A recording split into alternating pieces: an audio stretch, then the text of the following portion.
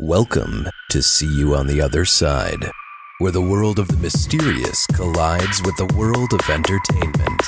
A discussion of art, music, movies, spirituality, the weird, and self-discovery. And now, your hosts, musicians and entertainers who have their own weakness for the weird, Mike and Wendy from the band Sunspot. Are you going to put your shoes out tonight, Mike? Well, we use a stocking. Oh, so for our St. Nick's. So American. Yeah, we use a stocking. And in my house, St. Nicholas sneaks through the keyhole. Oh, he must be tiny. Well, he's magic, is how my mother used to refer to it. All right. So, but no, we used to absolutely celebrate St. Nick's, and tonight is the night. And no Krampus in our family. I hope not. Well, now it is, because Allison, my sister, she loves Krampus. She was at a Krampus party on Saturday. It looked like so much fun too. Did everybody all dressed up? Yeah.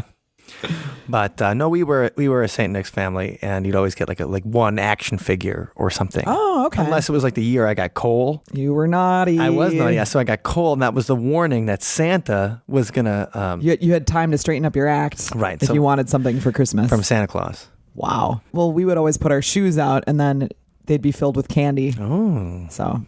No action figures. Nothing like that. And thankfully no coal. But it would be like little like Saint Nick kind of candies. You know, like a picture of him on a candy or something like that. Oh, that's cute.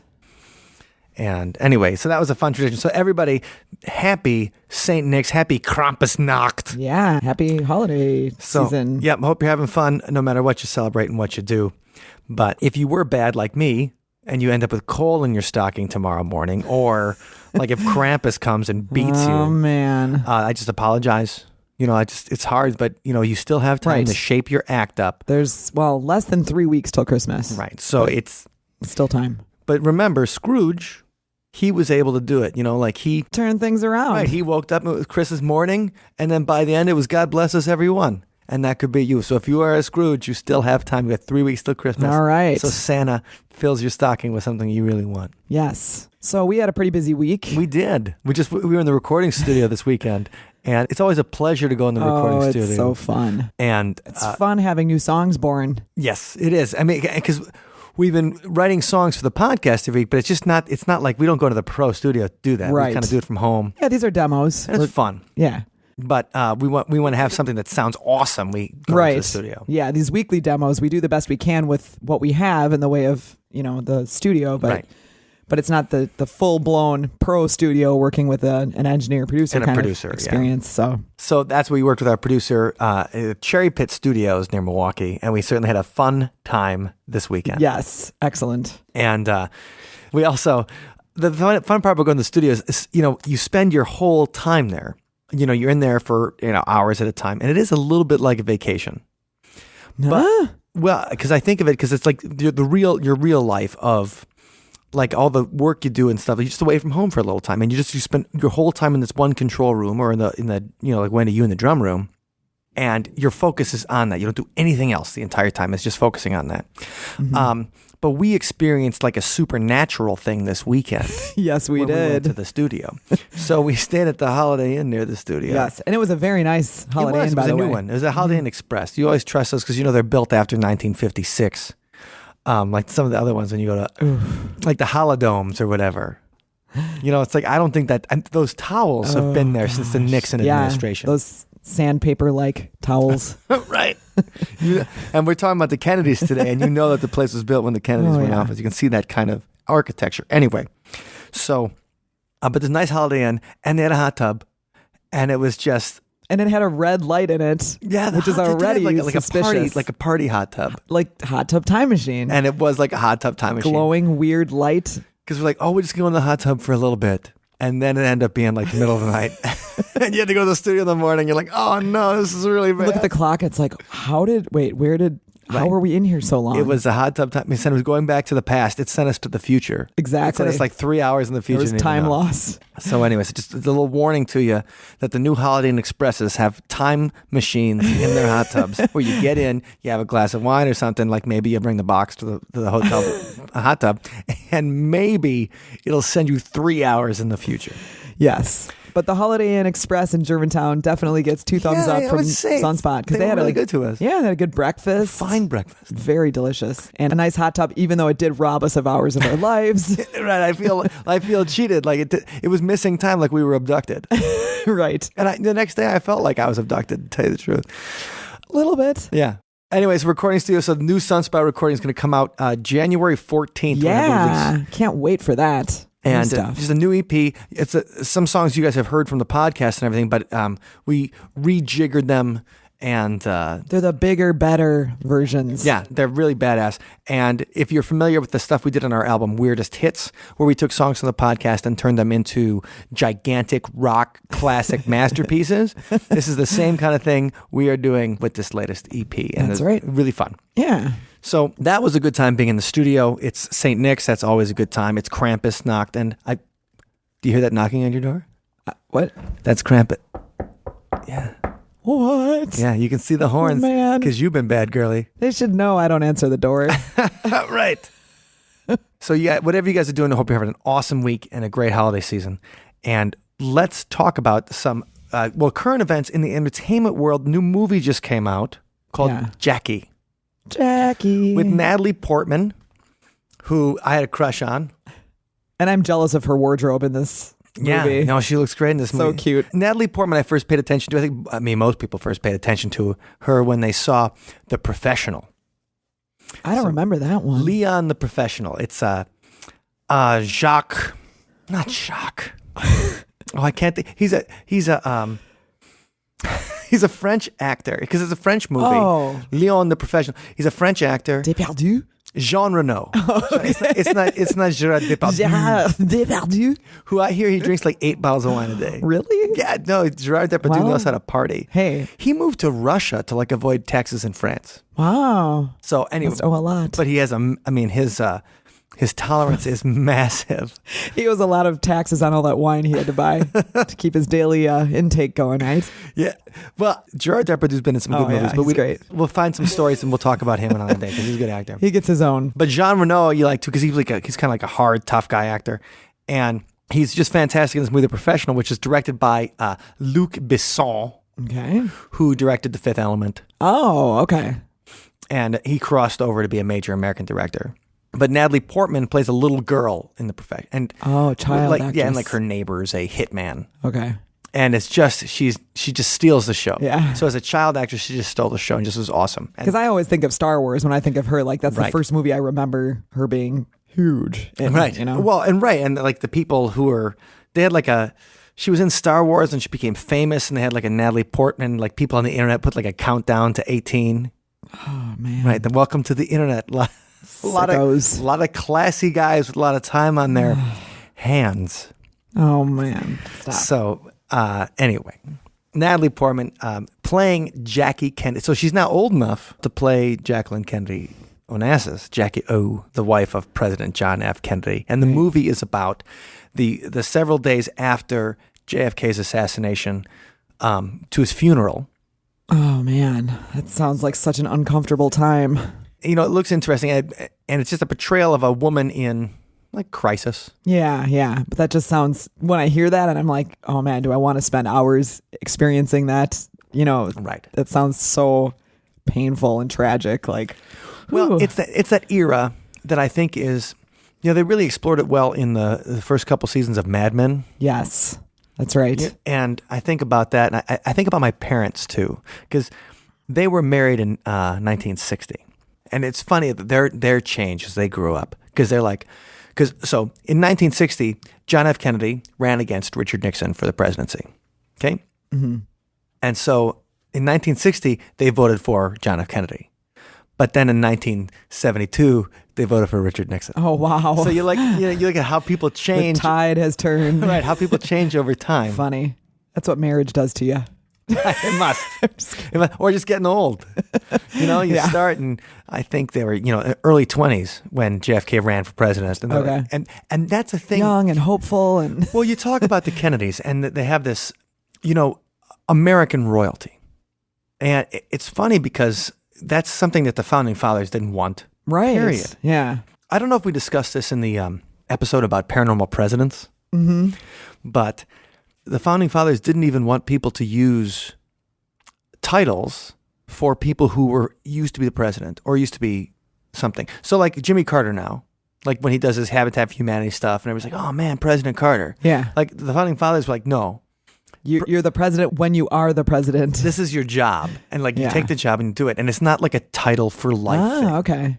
Wow, you don't call somebody who's not a congressman anymore a congressman. You don't call, during the last election, it was like, well, Secretary Clinton. Well, she hasn't been secretary since 2012. And so the founding fathers would be like, well, you kind of stop calling people that. Right. Like, it would be like people still calling you a busboy from when you worked at that restaurant when you were in high school. Yeah. It would be just like that, Wendy. Garçon. It would be just like that.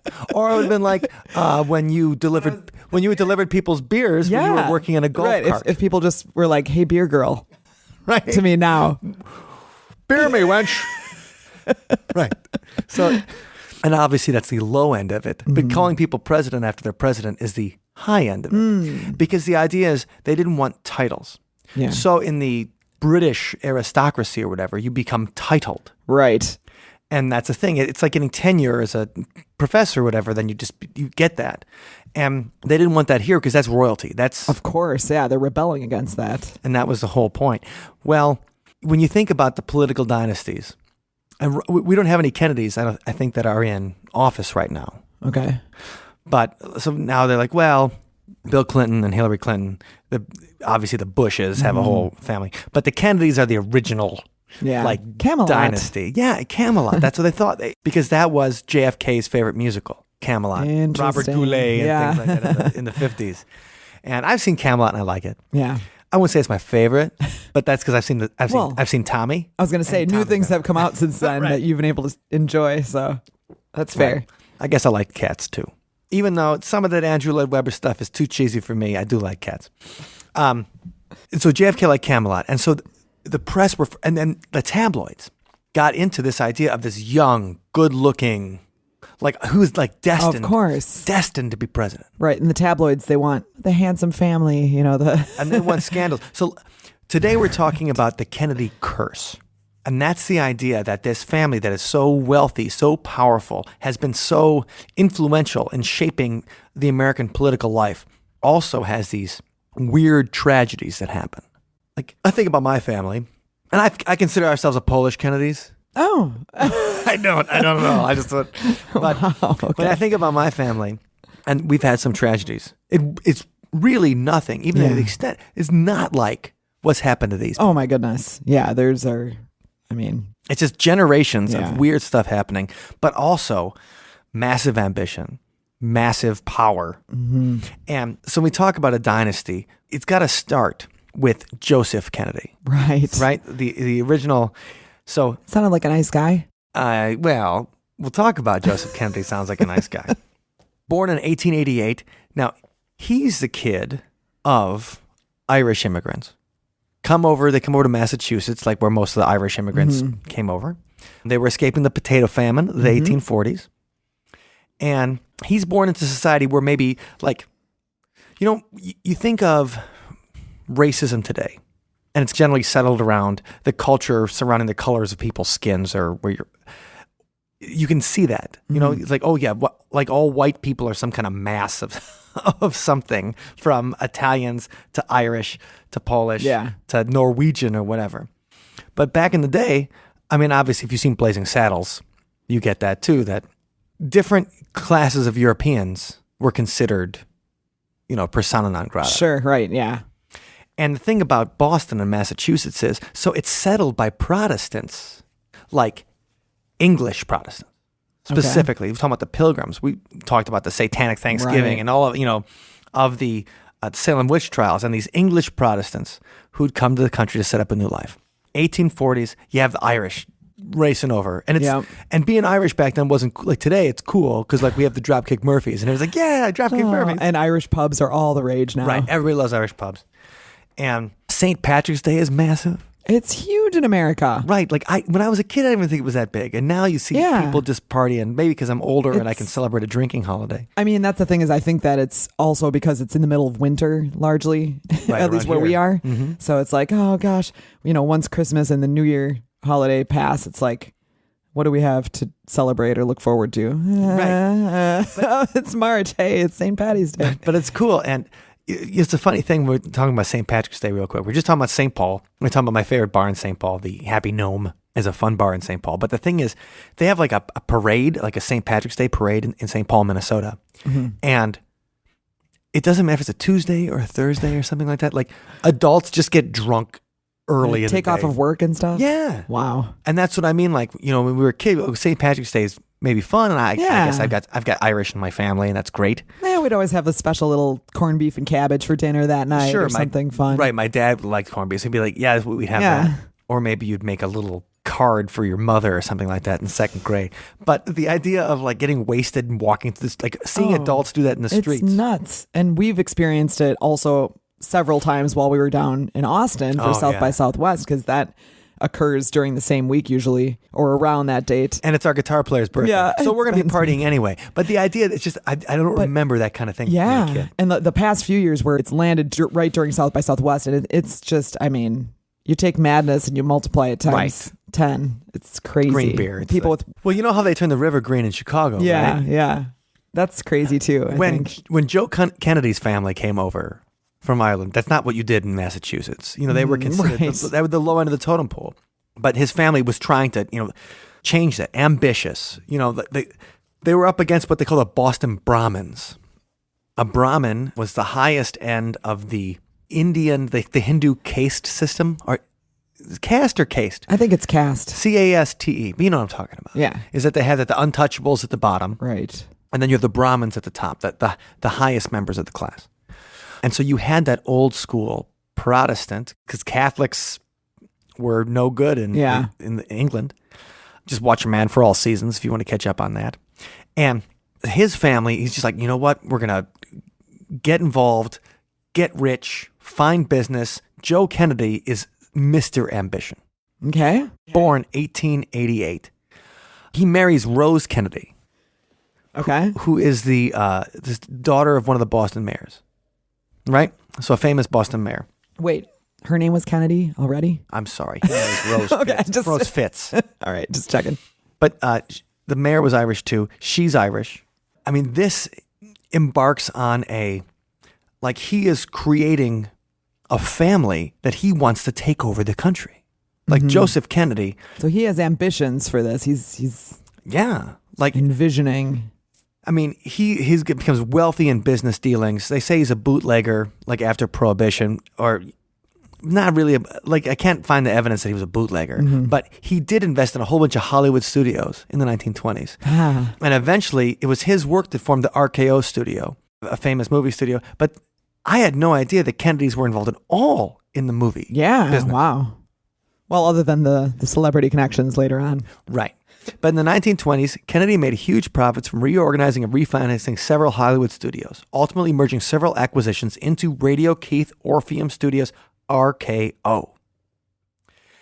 So he's not necessarily a bootlegger. After Prohibition ends, though, he goes to Scotland, comes back with all the rights to distribute scotch in the United States. Hey. Right. So he didn't necessarily break the law. Not that I think he'd be opposed to breaking the law.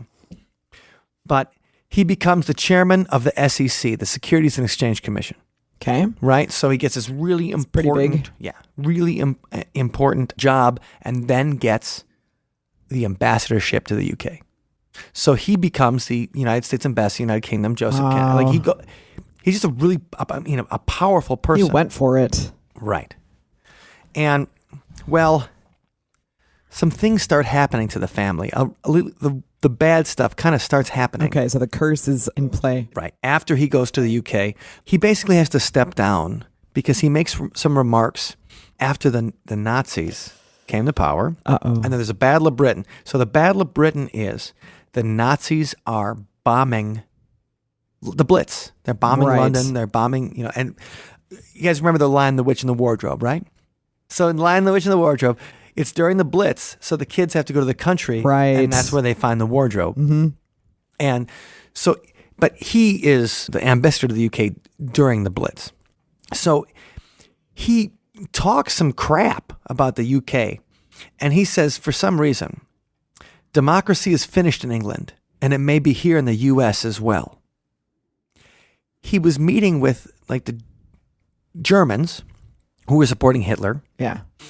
And he wasn't as opposed to the rise of the Nazis as you'd think that an American would be. Okay. Right? So then he's escorted out because he doesn't want the U.S. to get involved in the Second World War. Okay. So there's a faction at the time, and there's Franklin Roosevelt on one side, and he wants to sell weapons to England and help them against the Germans. Hitler. His ambassador doesn't. I see. So Joseph Kennedy's an isolationist. Wow. That's... And we think of now, we're like, well, Iraq, people could be against the Iraq War, people against the Vietnam War. But we think of World War II as like the last good war, like not good, but... Good versus evil, like... Yeah, like you couldn't avoid being involved in the Second World War. Right. Like you couldn't just sit back and just say, you guys do whatever. Couldn't ignore what was going on. Joseph Kennedy was an isolationist. He did not want to get involved in the Second World War. And that ended his political ambition for himself. Okay. But he wasn't one to quit.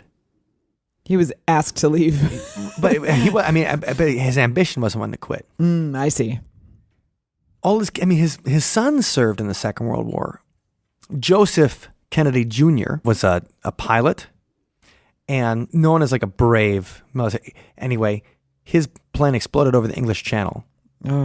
And Joseph Kennedy Sr. wanted his son Jr. to be the one. He wanted him to be a war hero. He wanted to be a war hero. And then he wanted him to run for president. Yeah. So that was the idea. He was grooming that. Right. In fact, like he made a deal with Roosevelt that when Joseph would run eventually for the governor of Massachusetts, Roosevelt would help him. I see. Okay. So that must have been a pretty big heartbreak when his son was shot down. So now let's talk about how the curse happens. So Joseph Kennedy is a real bastard. Well, he's ambitious. He wants what he wants. I mean, he's power hungry and he's just doing whatever it takes to get the power. Right. Think about Tony Soprano. Okay. Or somebody, a mafia kind of person. And it's funny that the Kennedys are famous for being liberals because Joseph Kennedy's politics were extremely conservative. That is interesting. In fact, he was a huge supporter of Eugene McCarthy, the senator from Wisconsin. Whoa. That did all the... Not very nice. Right, the House Un-American Activities Committee. He was a big supporter. And in fact, he made a deal with Eugene McCarthy that John F. Kennedy, his son, when he was a senator and about to run for president, wouldn't talk any smack about Joseph McCarthy. Wow. So let's go to the curse. Yes. Right, so here you have a very ambitious guy that has a bunch of kids and wants to rule the world. He's basically trying to take over everything. Yeah. Oh, yeah. He got rich. And now he wants his kids to be powerful. Well, here's the things that start happening. We just talked about Joseph Kennedy Jr. dies when his plane explodes over the English Channel as World War II. But going before then, 1941, his daughter Rosemary is, she's trouble. She's mood swings. She's a little crazy. And he arranges to have a lobotomy for her. Ooh.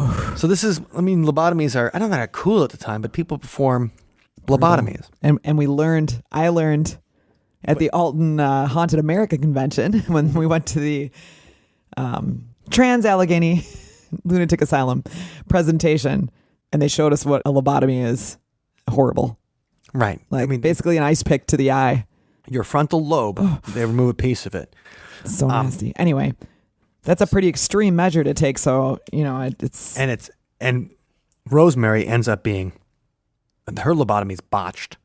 Oh, and the doctors talked about it, and they said what we did was they asked her to sing a song, so they knew they wouldn't go too far when they went in. So she's awake while they're cutting into her frontal lobe, and they're asking her to sing "America the Beautiful."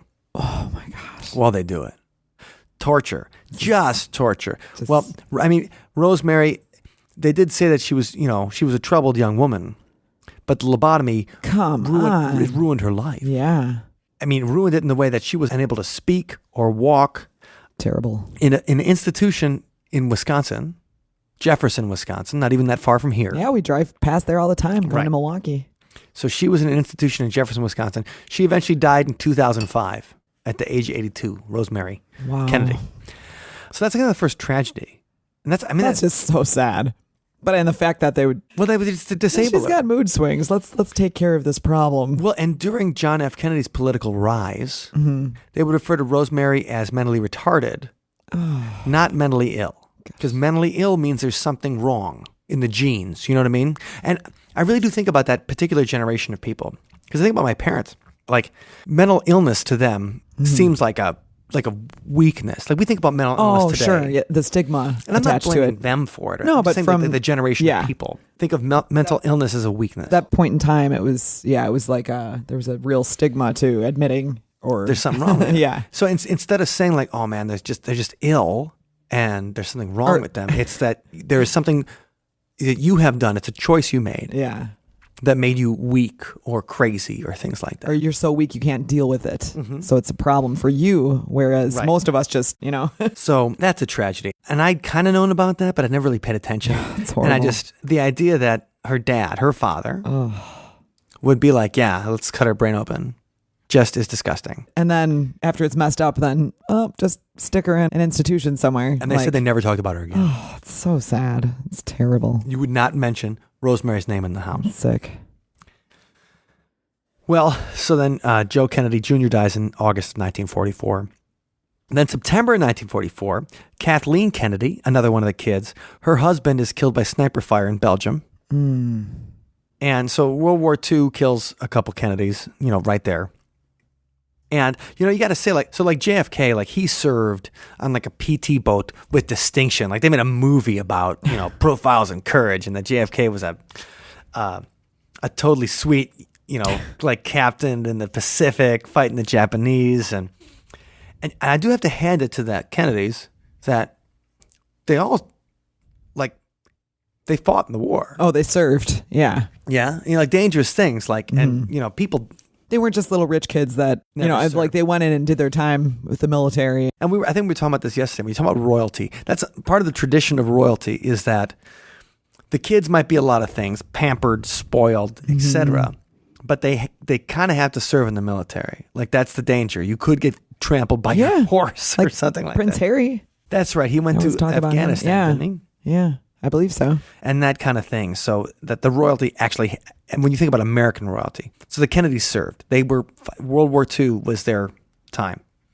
So more tragedy befalling them. So we were just talking about how Kathleen Kennedy's husband died in the Second World War. Well, she dies 4 years after he does in a plane crash in France.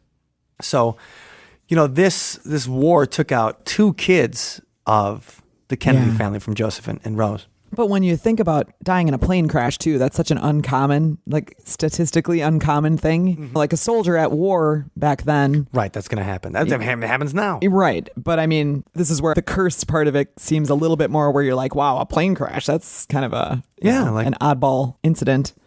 Well, so JFK, the eventual president of the United States, we could do a whole, obviously, JFK conspiracies and stuff like that. And we'll attack that sometime. We talk to an expert, maybe has some new... Oh, the conspiracy. Yeah, there's a ton of info on that. So, and you can find a lot of podcasts about it. Coast to Coast does a Kennedy thing every year, November 22nd. Yeah.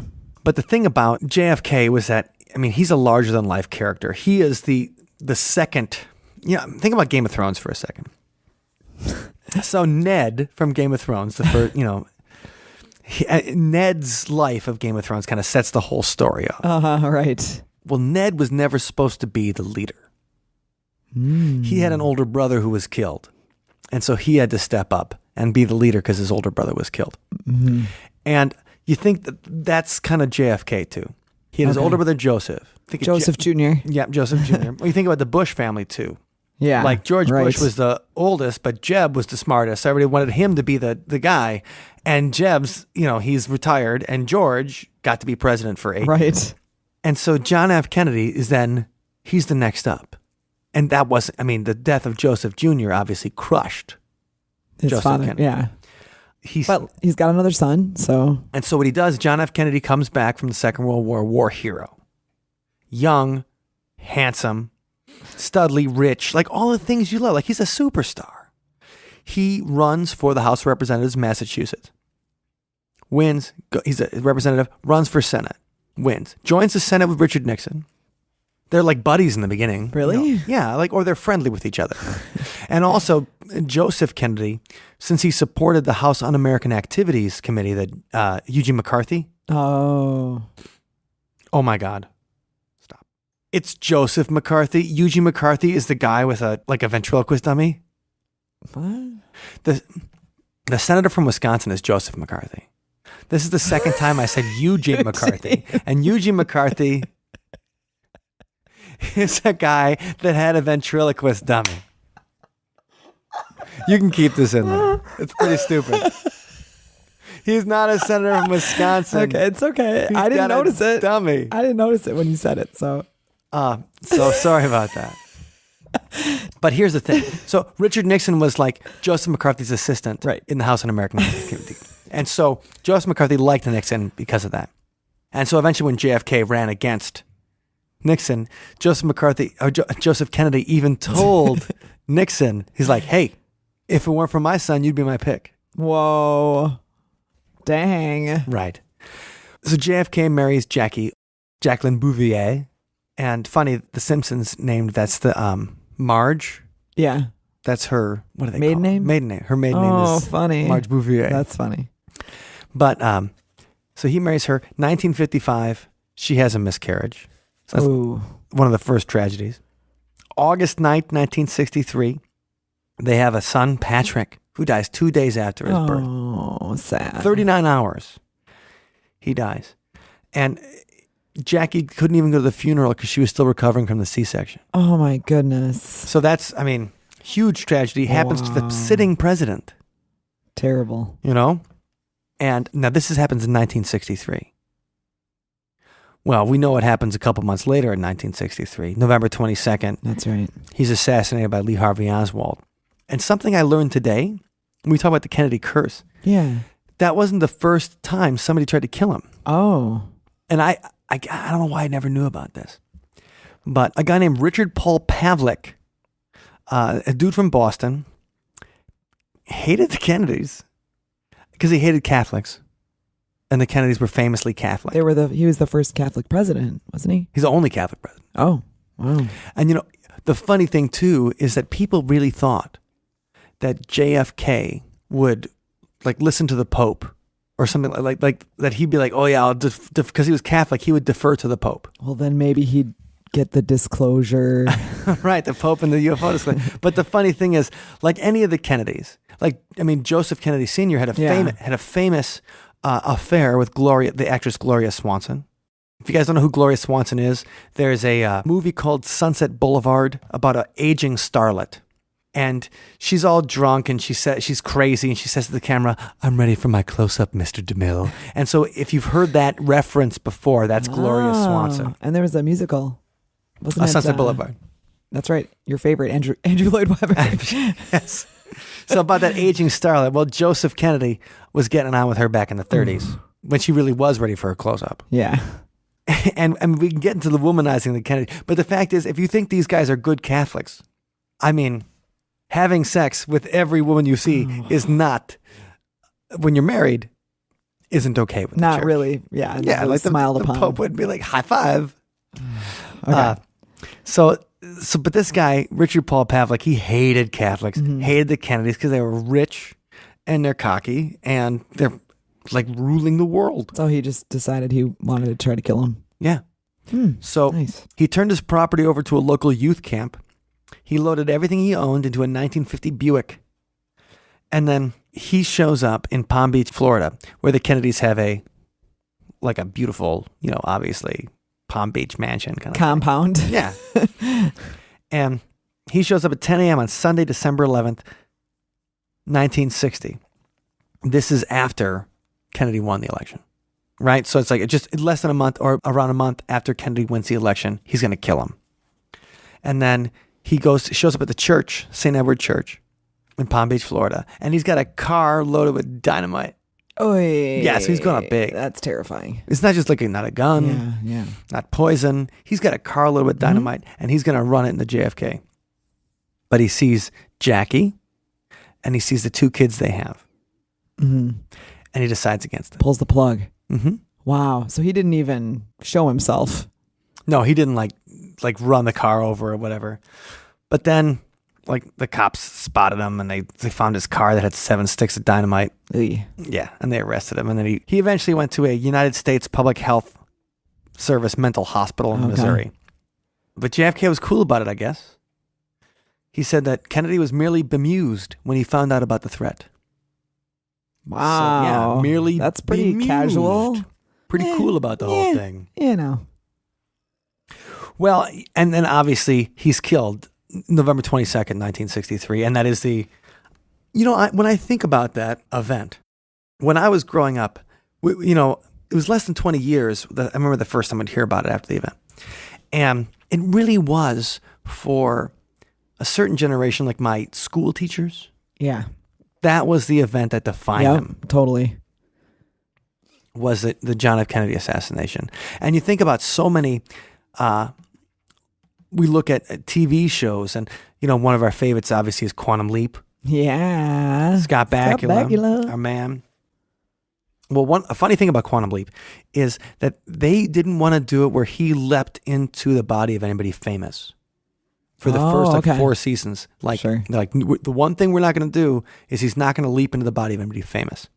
Which is cool.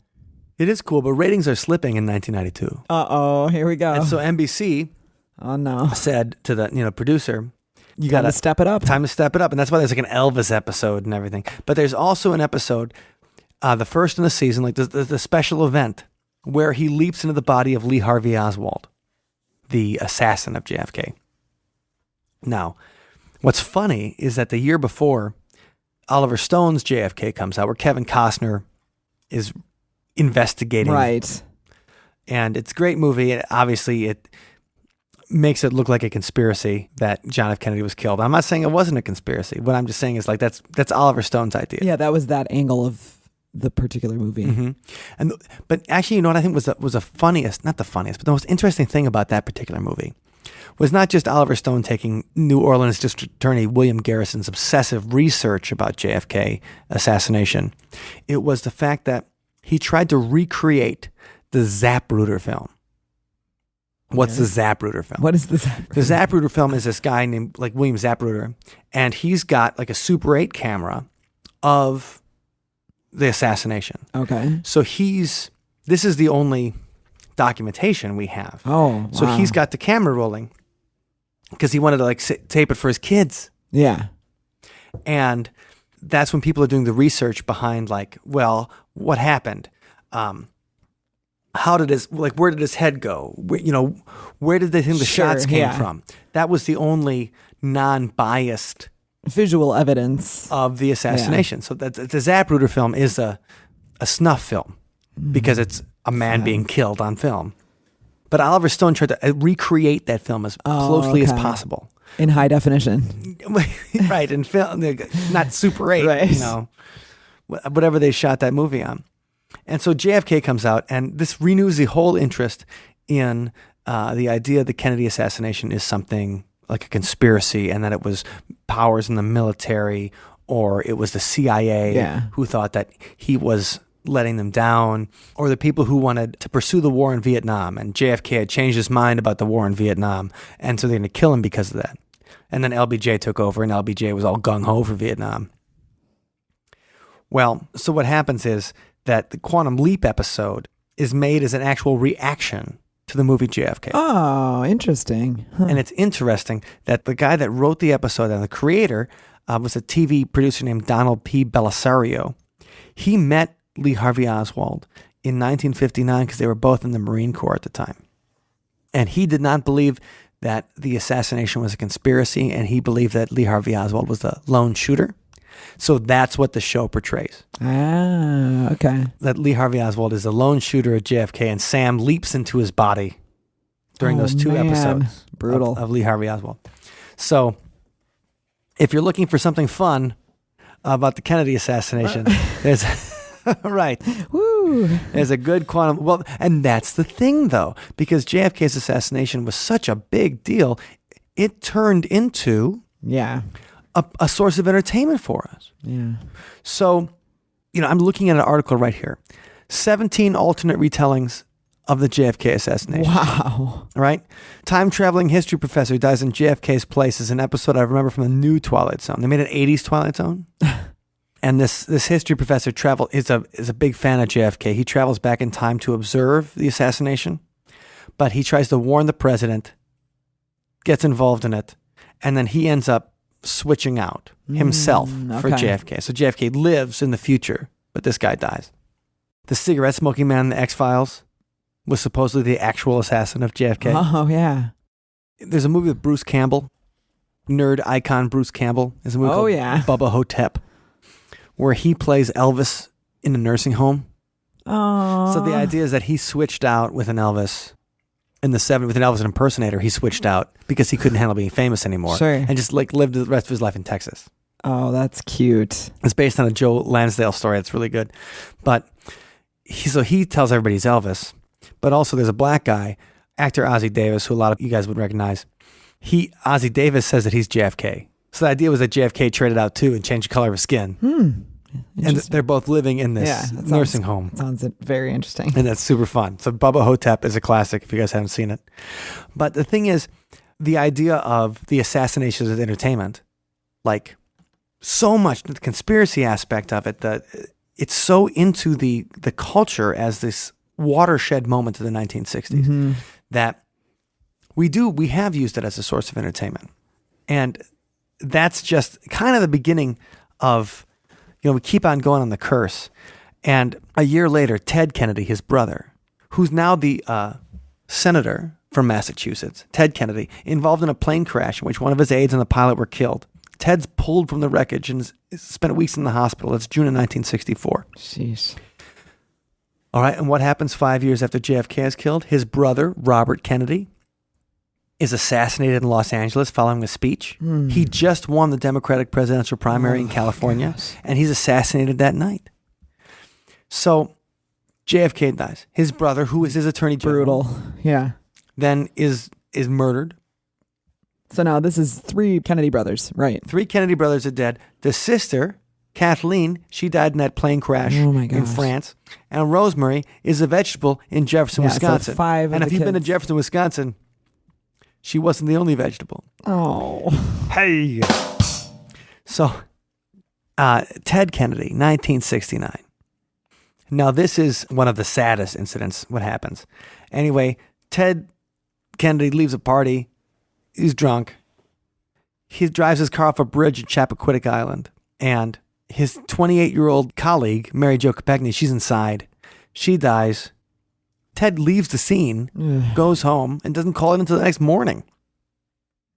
That's messed up. Right. So, I mean, obviously, this is a horrible thing. I mean, people have politicized the Chappaquiddick incident. Ted Kennedy was thinking about running for president in 1976, had a whole thing. But really, the fact that he did something that scummy that's made it so tragic. But he did remain senator from Massachusetts for like the next 50 years. But so Ted Kennedy, he's got a statement a week later. He's on TV. He's apologizing for the incident and everything. He goes, I wonder whether some awful curse did actually hang over all the Kennedys. Well, your brothers were killed. Your sister, something horrible happened to her. You... Right, like a curse doesn't make you choose to not... to drive off a bridge. An accident. August 1973, Joseph P. Kennedy II, driver of a car that crashed and left his passenger Pam Kelly paralyzed. Oh, my goodness. Ted Kennedy Jr. has his right leg amputated in 1973. Martha Moxley bludgeoned to death with a golf club. 1975. There's a Kennedy that's considered to be the murderer, not found guilty until 2002. April 1984, David Kennedy dies of a cocaine overdose in Palm Beach. 1991, William Kennedy Smith arrested and charged with the rape of a young woman at their estate in Palm Beach. Palm Beach is the place where they go play. Jeez. Where they go do horrible things. Nasty. 1997, another Kennedy dies in a skiing accident in Colorado. And this one's kind of sad. Well, I guess they're all kind of sad. But JFK Jr., John F. Kennedy's son, he's flying his plane and crashes in the Atlantic Ocean with his wife and sister-in-law. I remember that. I do, yeah. Yeah. And the JFK Jr., like there's that famous picture of, they called him John.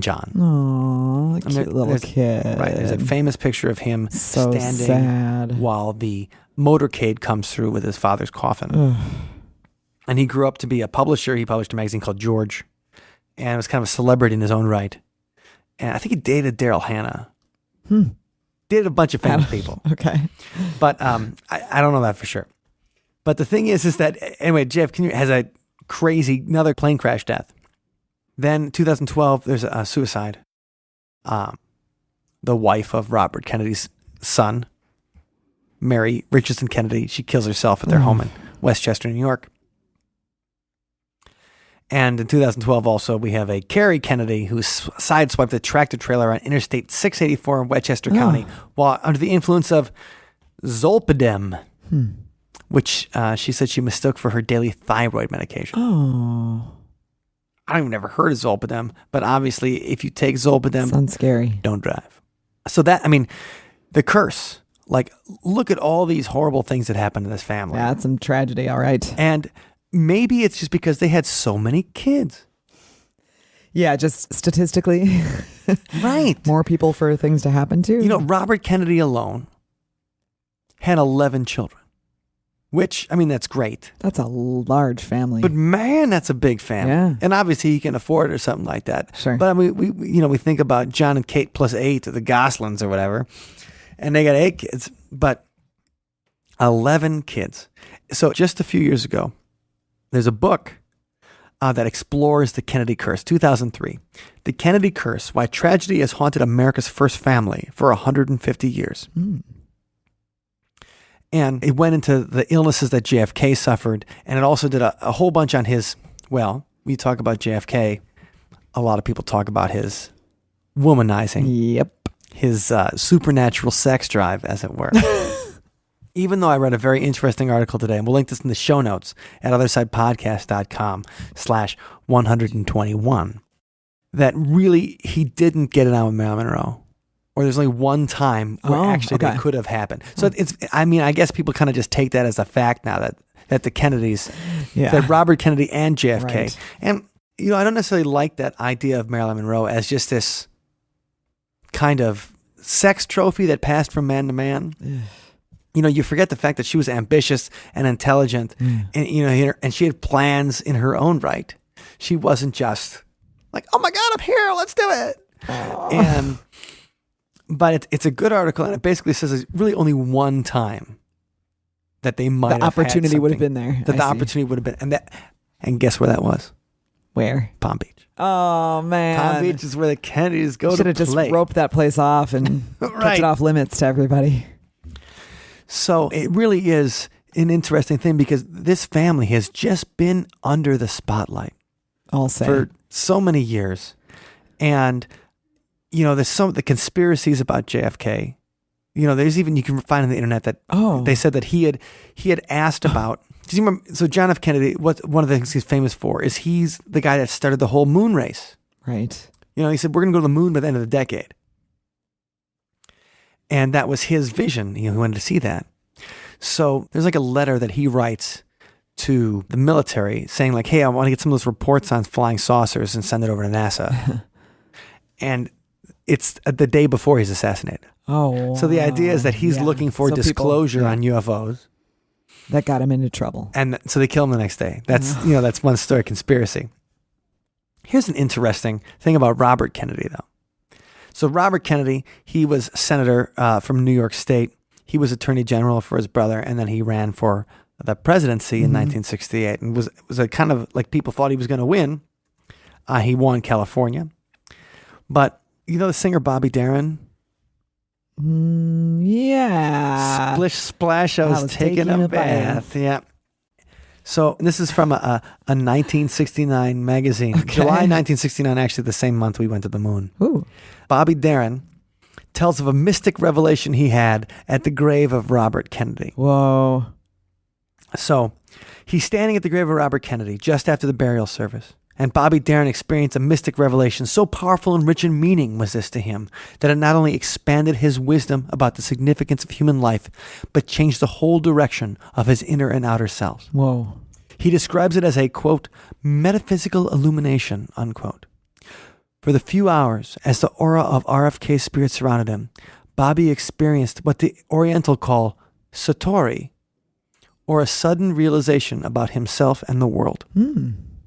And since then, he's like, well, this is since then. It's 1969. Yeah. He goes, the old Bobby Darin is gone for good. There's a new me, a better me, a person who's at peace with himself and striving to the only one thing, to help the world change towards goodness, just as the late Senator Kennedy ardently desired. Splish, splash. No, but it's the funny thing that people really, when they think about this family, this dynasty, these royals, like Bobby Darin treats him like I was there at his funeral and I felt something. You know, all the people who were in love with JFK and the idea of this is a new kind of American. This is, you can, you know, we always joke about, well, we never have kings and queens in the United States. Yeah. Well, we did. Yeah. You know, true. people fell for it. Yeah. I mean, princes and stuff like that. Like we've had it. We have it. There was a Kennedy in elected office from like 1947 to 2011. It's a long time. Yeah, so almost 70 years you have one of them in office. And I think now is one of the first times that we don't have it. And it's interesting that no curse things have happened in the last few years either. That's true. So if all these things happen in the 1940s, after Joseph Kennedy starts on his ambition to rule the U.S. Power, megalomania. Right. And there's no Kennedys in office anymore. And the curse has kind of stopped for a little while. Then, you know, what do they think it is? Well, there's an interesting article too. Now, Joseph Kennedy, people say was an anti-Semite, you know, that he had colluded with the Nazis. And, you know, there is the idea that there's a rabbinic curse, that like a Jewish rabbi said, well, you're you know, they cursed them because of Joseph Kennedy's anti-Semitism and his desire for isolationism, which would have appeased the Nazis. Because if we didn't go into World War II, the U.S. didn't go into World War II, the Germans probably would have won, because we wouldn't have had D-Day. In fact, there's a book called The Fatherland, and it's an alternate history of the United States after the Second World War. The idea is the Germans won. Ooh. Joseph Kennedy is the president in Fatherland. Okay. They made a good movie too, with Rutger Hauer as the main character. And there's also that show called The Man in the High Castle. Yes. On Amazon. That's about what if the Nazis ended up winning the world. Based on our man, Philip K. Dick. Right. Who we talked about just a few episodes ago. But the idea that Jewish magicians believe in the validity of a curse they thought that was placed on Joe Kennedy and his male offspring. Jack Ruby, who killed Lee Harvey Oswald, he was Jewish. Also the idea that the Mossad, that David Ben-Gurion, who was one of the founders of Israel, he's one of the big guys, like in the book Exodus, the movie Exodus, that he had something to do with Kennedy's assassination. The Israeli Secret Service, the Mossad, that famously takes down terrorists and things like that, they had something to do with JFK's assassination. So it's that idea that because Joseph Kennedy didn't have a lot of wonderful things to say about the Jewish people, that the curse, you're getting revenge on him, was the result. And so I just thought it was interesting, because I never thought about, like, what if it was because of his anti-Semitism, that they're like, you know what, some magician cast a curse and so many children died and so many people happened because the man with all the ambition. You know, the Bible does say the sins of the father are revisited upon the son. There Joseph Kennedy had plenty of sins. That's true. And obviously the tragedies were revisited upon all of the kids. Yeah. And so that's just a little bit on the Kennedys, a little happy news. Do you think you're going to go see the Natalie Portman movie? No. No, like you said, like it's going to be for Netflix. Probably a downer. I know, and that's why. I mean, it looks cool because I love to see the costuming and all that. Right. But man, I just can't imagine it being any kind of uplifting. No, and also, you know, I just can't imagine anybody playing JFK except for Martin Sheen. Yeah. He just looks like JFK, and he did play JFK in a miniseries called The Kennedys that came out in the 1980s. All right. And so that's what I always remember thinking. Then I'd see Martin Sheen. I'm like, was he the president? I was like 6. So I didn't know what I was doing. But either way, America's real, political dynasty And we'll do the JFK conspiracy sometime when we bring in an author or something like that. But until then, just know that something was up with that family. And for some reason, they attract more tragedy. And it could be just how famous and powerful and we know about it than most families. But you think about John F. Kennedy's generation and his brothers and his sisters. And Teddy lives a while. And Rosemary lived to 82 as a vegetable. But that's like a generation wiped out. Wow. And it's sad. And it's just a lesson in American history and ambition and the drive for power. Well, one of the things we talked about in this episode was the Zapruder film that they recreated for JFK. And, well, like we said before, it's a snuff film. You know, it's the most famous time where you have someone's death recorded on film. And so let's go back in the Wayback Machine, the Sunspot Time Machine, and we recorded a song that talks a little bit about JFK's assassination and a little bit about our fascination with the idea of witnessing a death in a song called Snuff Film.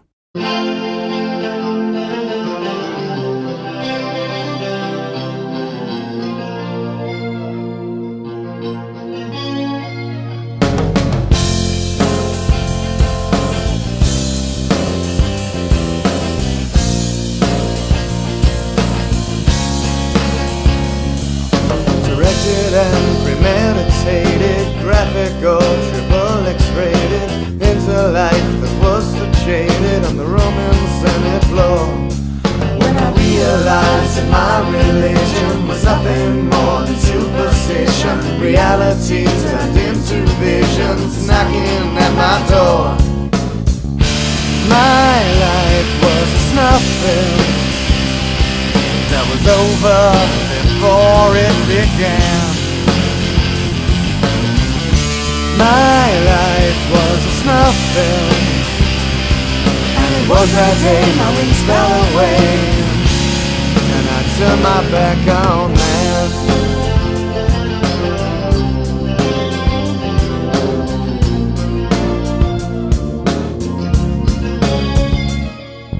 Driving through the streets of Dallas, conspiracies so full of malice, a cold and feeling cruel and callous, hid behind a grassy knoll.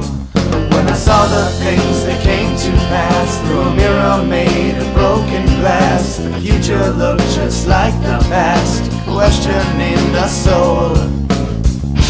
My life was a snuff film that was over before it began. My life was a snuff film, and it was that day my wings fell away, and I turned my back on man.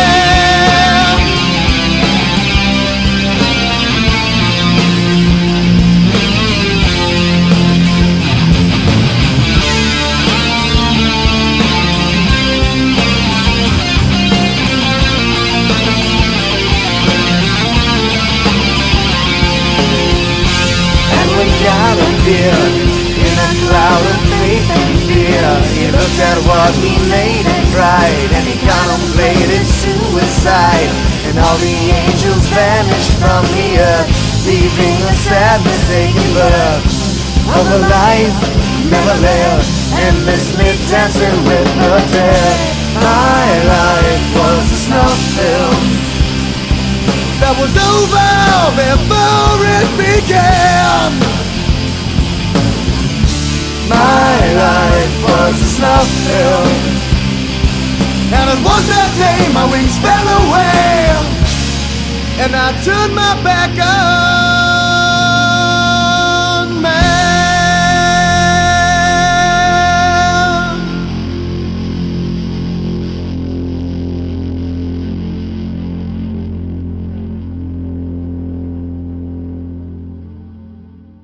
Thank you for listening to today's episode. You can find us online at othersidepodcast.com. Until next time, see you on the other side. Hey. Mike, you know who's been really good, who I bet St. Nick's going to put lots of candy and things? Me? Yeah, you. Yeah, I'm gonna get, he's coming through my keyhole. You and our Yeah. Patreon supporters. Oh my God, I want to put something in their keyhole. No, you put it in the stocking. Yes. Or the okay. shoes. Yes. You use the keyhole to sneak in. I'm sneaking in your house tonight. I'm going to put something in your shoes. Probably Dr. Scholl's. Maybe Order Eaters. So thank you, patrons, for being part of our community. We love you. We do love you. Anyone's welcome to join by going to OthersidePodcast.com/donate. One of our great Patreons is Ned. Ned, you're at the level where we thank you every single episode, That's and right. your support means a lot. Personalized shout to So, Ned. happy St. Nick's to Ned. We know Krampus isn't going to visit you for sure. Now, if you don't decide to join our Patreon community out there, well, I would just watch out for a little devil tonight.